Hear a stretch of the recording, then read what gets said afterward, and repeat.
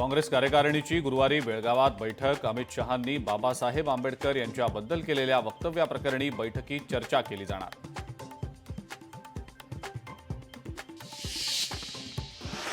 उपमुख्यमंत्री एकनाथ शिंदेंचा विनोद कांबळीला मदतीचा हात। शिंदेंकडून कांबळीच्या उपचारासाठी 5 लाख रुपयांची मदत।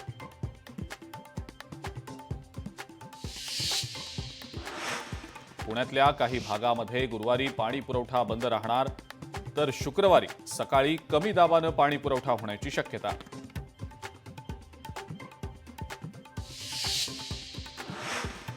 धारावी प्रकल्पातल्या घरांना 10 वर्ष मेंटेनन्स नाही, प्रकल्पातल्या रहिवाशांसाठी दिलासादायक निर्णय।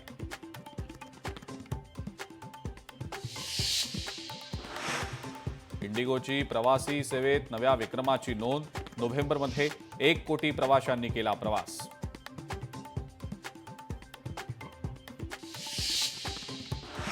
माहीम फनफेअर विरुद्ध पोलिसांची नोटीस कोर्टाकडून रद्द। मेळावा रोखण्याऐवजी गर्दी नियंत्रणाकडे लक्ष द्या, हायकोर्टाची चपराक।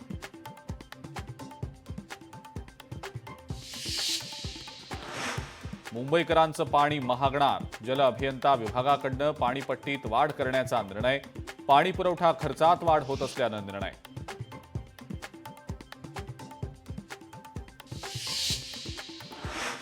उरण, पेण आणि पनवेलमधल्या 124 गावांमध्ये तिसरी मुंबई उभारणार।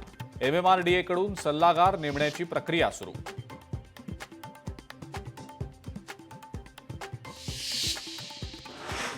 निवडणुकीमध्ये कार्यरत असणारे कर्मचारी अद्यापही मूळ कामावर परतले नाहीत। मुंबई महानगरपालिकेचे 585 कर्मचारी निवडणुकीतील आर्थिक अहवाल तयार करण्यामध्ये व्यस्त।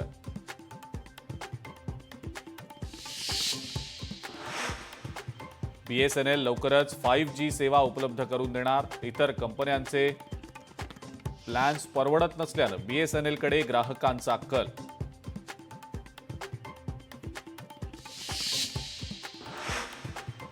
पुणे महानगरपालिकेची स्वच्छता मोहीम। अस्वच्छता पसरवणाऱ्या पुणेकरांकडून 1.5 कोटींचा दंड वसूल।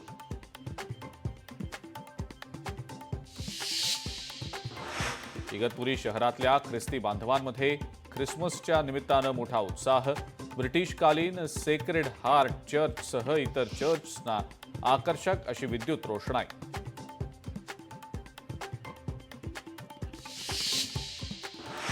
गोव्यापाठोपाठ आता कोकणातले समुद्र किनारे सुद्धा पर्यटकांनी गजबजले।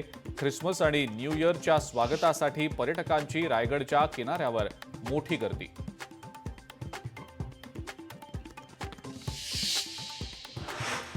नाशिक शहरासह जिल्ह्याला 3 दिवस पावसाचा येलो अलर्ट। पावसासह गारपीट पडण्याचा सुद्धा हवामान विभागानं वर्तवला अंदाज।